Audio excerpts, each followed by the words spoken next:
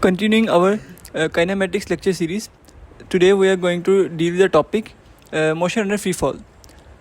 Before heading toward the actual statement, we must have to make a few assumptions.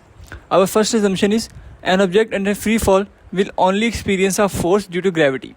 So जब हमारे पास जो object है अगर वो फ्री फॉल में मूव कर रहा है तो उस पर जो एक ही फोर्स लगेगी जो कि ग्रेविटी की होगी. So using Newton second law, summation of F is equal to M times acceleration. So हमारे पास जो फोर्स लग रही है वो सिर्फ और सिर्फ ग्रेविटी की है. So M G is equal to M A. So mass terms cancel out हो जाएंगी और जो हमारे पास एक्सेलरेशन है वो जी बच जाएगी. जो जी है हमारे पास एक ग्रेविटेशनल कॉन्स्टेंट है या ग्रेविटेशनल एक्सेलरेशन है. सो अब दूसरी जो हमारे पास असम्पशन है वो ये है कि we are neglecting air resistance.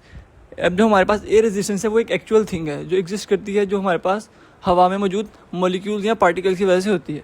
सो यहाँ पे देखें हमारे पास ये जो ब्लू डॉट्स हैं ये हमारे पास हवा के पार्टिकल्स हैं जो हमारे पास ऑक्सीजन, कार्बन डाइऑक्साइड या नाइट्रोजन के मॉलिक्यूल्स हैं.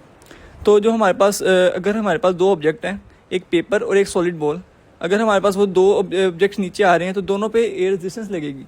बट जो हमारे पास सॉलिड बॉल है उसका मैस क्योंकि पेपर से ज़्यादा है तो वो हमारे पास जो है एयर रेजिस्टेंस को कम फील करेगा. सो यहाँ पे नोट लिखा हुआ है as air resistance is an actual thing, here we are considering an ideal situation जहाँ पे हमारे पास एयर रेजिस्टेंस जीरो है. सो अब हम एक्चुअल स्टेटमेंट के बारे में बात करते हैं.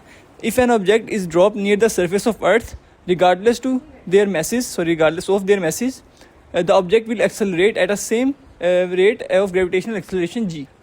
सो जो हमारे पास एक्सेलरेशन है जहाँ जो हमने यहाँ से डिराइव की थी ए जो इक्वल टू जी होगा. सो यहाँ पे G is a constant and its value is nearly 9.8 metres per second square. So यहाँ पे एक और नोट है, we can only observe free fall near the surface of earth. जो हमारे पास फ्री फॉल मोशन होता है वो सिर्फ और सिर्फ अर्थ की सरफेस के पास होता है. उसकी आगे रीज़न लिखी हुई है, because if we go far from the centre of the earth the value of gravitational force decreases by the factor of 1/r². So यहाँ पे हमारे पास न्यूटन का लॉ ऑफ ग्रेविटेशन है, F G is equal to G M over r².